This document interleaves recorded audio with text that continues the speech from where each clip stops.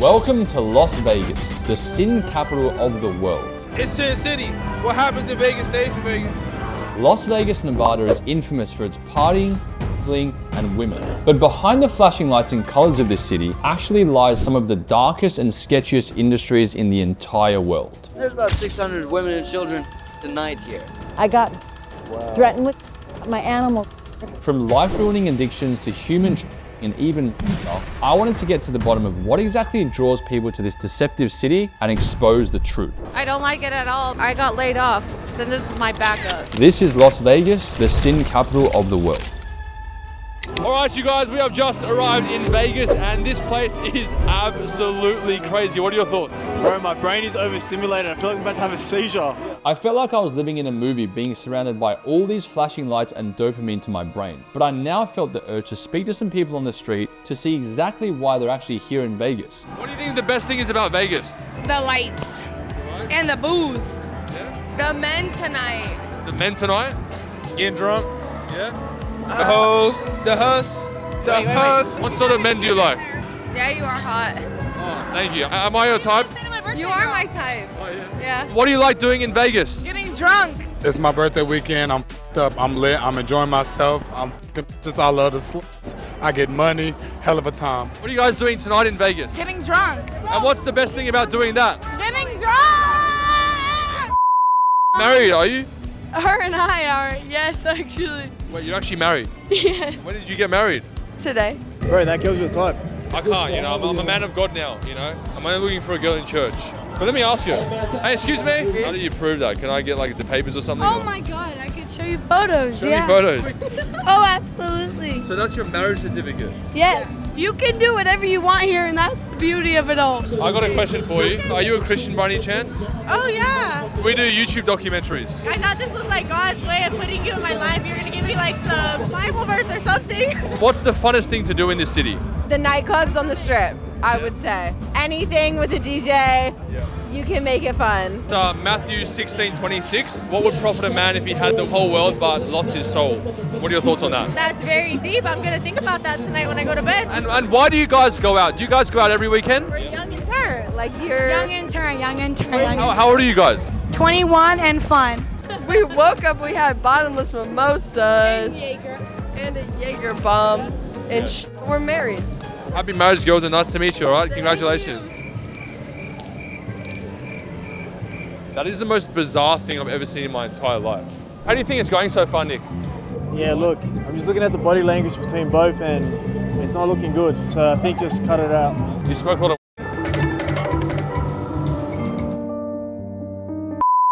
So would you agree that Vegas is the sin capital of the world? That's why it's called Sin City. You feel me? You know the city that it was in the Bible called. Sodom and Gomorrah. That's this. That's this. Yeah. Sin City. I mean, I guess. I mean, I'm not 100% sure, but every place has sin. I feel like every corner you go on is a sin. Tubes, like there's cards everywhere. It's Sin City. What happens in Vegas stays in Vegas. What's the craziest thing you've seen in Vegas in your life? I seen a couple of things too. For sure. What have you seen? What have you seen? Okay, I seen a have like 3 girls just by themselves inside a bathroom. In a nightclub? Yeah. Day one. We see some in the hotel. We said, come up to the room. Not even 5 minutes. Talking about cash out for the cash out for the Oh, we got whipped yesterday. We got What? whipped yesterday. We were on Fremont and we got whipped by one of the ladies that was taking a picture. But like she spanked us twice each. And do you think some people that, are partying tonight are trying to escape some sort of problem they're facing in their life? Probably because that's what I'm doing. That seasonal depression is kicking in for some people. So what you had to do? We put the bitches out. Yeah. How'd that go? Picked the up, threw them in the air and left them there. Said bye-bye, bitch. Yeah, just like that. Now, the next thing that caught my attention were these random girls that were topless, you could say. So I decided to go and chat to them, but not for the reasons you would think. And after speaking to them for a while, I was honestly pretty shocked with what they told me. What got you guys into this line of work? It was just fun and easy. We just take care of our kids and we do it for a living. Do you guys like doing this? I don't like it at all, but since everything's crashing down and everything, the whole presidential race and going on, it's crashing down on a lot of middle class. I got laid off because of all this, and this is my backup. And what do you say to people that come to Vegas to have a really good time, a crazy time? I tell them to come visit and leave. Enjoy your fun and go home. I then ran into a man who opened up and revealed to me some even darker secrets that this city of sin holds. What are you doing tonight in Las Vegas?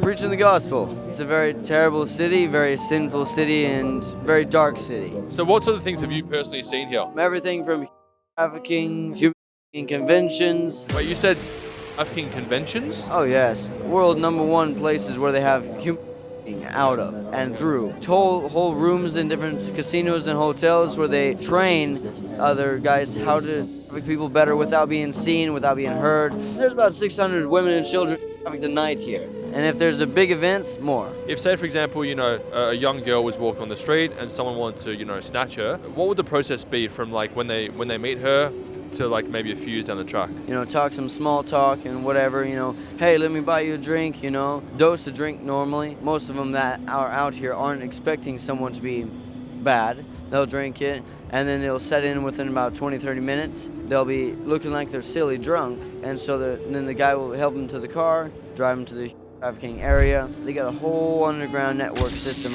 underneath this city. It's basically a whole nother city that get from building, casino to casino, and stuff like that. And so, say for example, that particular girl, she'd go missing tonight, and then what would happen after that? Be repeatedly drugged, raped, and passed around to as many bidders and buyers as would have her. That would be her life for quite some time unless she was able to break free somehow. This is one of the many reasons why I'm here preaching the gospel. I then stumbled across an interesting website that caught my attention called For Jesus, which I found out were a local non-for-profit organization that focuses on helping former trafficking victims get their lives back on track. I really wanted to find out more about this city of sin, so I reached out to the woman who founded the organization called Annie to ask her more about this horrifying issue. So Annie, thank you so much for your willingness to show us around Vegas. Introduce yourself to the viewers, you know, what was your past like and what do you do now? I used to work this strip and I was a call girl.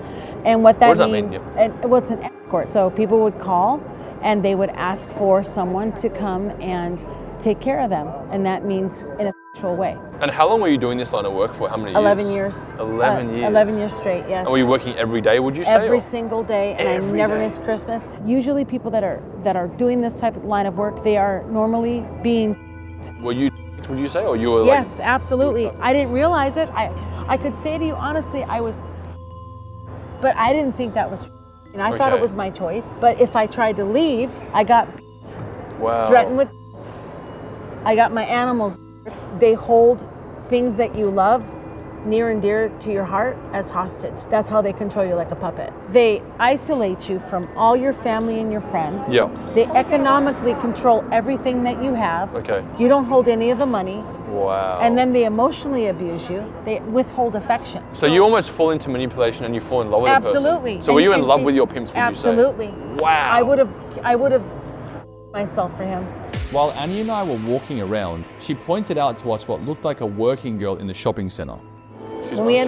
Yeah, possibly. But just as we were about to try and talk to her to find out if she was really here for the reasons we thought, we got kicked out of the mall for filming by security. We can't film here?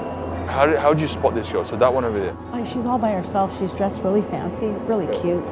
And she's all by herself and she looks lost. You don't think that could just be some random girl, you know, by herself wanting to go shopping? Not at all. Sometimes, but no, she doesn't look like it. She's got the look. Seeing this potential working girl gave Annie and I a crazy idea. We wanted to go down to the casino to try and spot some girls who were possibly being trafficked the same way that Annie was, and see if we could have a chat to try and help them out. Okay, so I need you to show me what they look like because I have no idea. So you can point them out. So we're on a mission tonight. We're on a mission. We're just gonna see if we can find a couple girls that want to talk, and if they don't, that's okay. But as we were on our way to the casino, we spotted what we thought was a girl offering services to a man in the shopping mall. Right there, down there. Holy crap. Look. So what's she saying, do you think? She's probably asking him, do you want to have fun? No way. She just literally cold turkey walked up to him. No way. Look. Now she's gonna walk away. Oh, he's gonna take off with her. No way. Where are they gonna go now? They're probably gonna go somewhere. I don't know where they're going.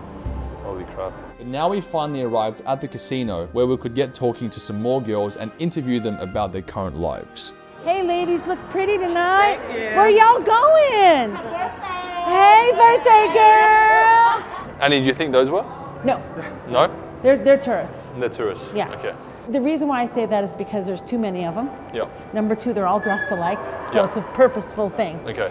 This bar behind right here to the right of me is a lot of girls will sit there and they'll pick up dates. Once we were inside the casino, Annie started chatting with these two girls out of the blue. And I noticed some unusual behavior from one of them that I wanted to ask Annie about. You know those girls that you were talking to just then? They went to sit with a girl by herself. Did you know on the way out, that girl winked at me twice? So I don't know if they said to you, but do you think, yeah, I swear. Oh my gosh, I hope it doesn't mean they were experimenting. So there's a chance that There she was is a just interested chance. naturally, There's but there's a chance. chance that she was, you know, working in the whole industry, right? Yes. Okay, that's good to know. These interactions with these possible call girls and what's actually reminded me of Annie's own story that she was telling me about earlier. So I wanted to ask her how she escaped from the industry herself. How long were you in the industry for? The first time I was in the industry, it was for almost 11 years. I got out in 1998.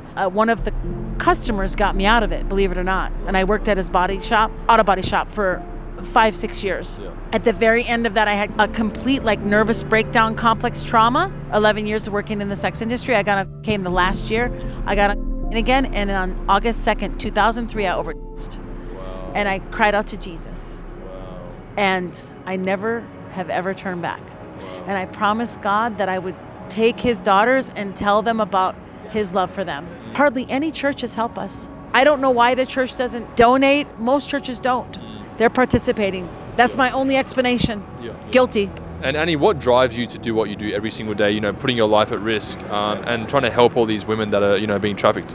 The love of Jesus Christ is what drives me. This is my major motivator. I was studying this today, actually, in my commentary in my Bible. There was a commentary that I was reading that it said that when they integrated Rahab into the Israelite family, they integrated her completely and wholly. She became the great-great-grandmother of King David, hence related to Jesus Christ. Yeah. Had they not rescued Rahab, we might not all be here. And if you are talking about survivor-led, we're survivor-led. On that note, if people do want to help donate to your ministry or your cause, how can they donate to what you're doing? They can go to pinkchair.org or forjesus.net. It'll take them to the same place and donate. You guys, there's no one that can help a survivor better by someone that's already been there, showing them the way out. After spending the last few days and nights in Vegas, I was honestly pretty shocked about finding out what really goes on in this city. But it's people like Annie that gave me some sort of faith in humanity, that there are people out there really trying to help and do the right thing. If you guys want to show some support to Annie's mission and help thousands of victims out of a life of human trafficking, you can donate or find out more by clicking on the link in the description below. But I want to know what you guys think. Is this city of sin just a stomping ground for some innocent fun? Or do you also believe that there's a world of darkness that lives beneath the surface here? Comment your thoughts down below.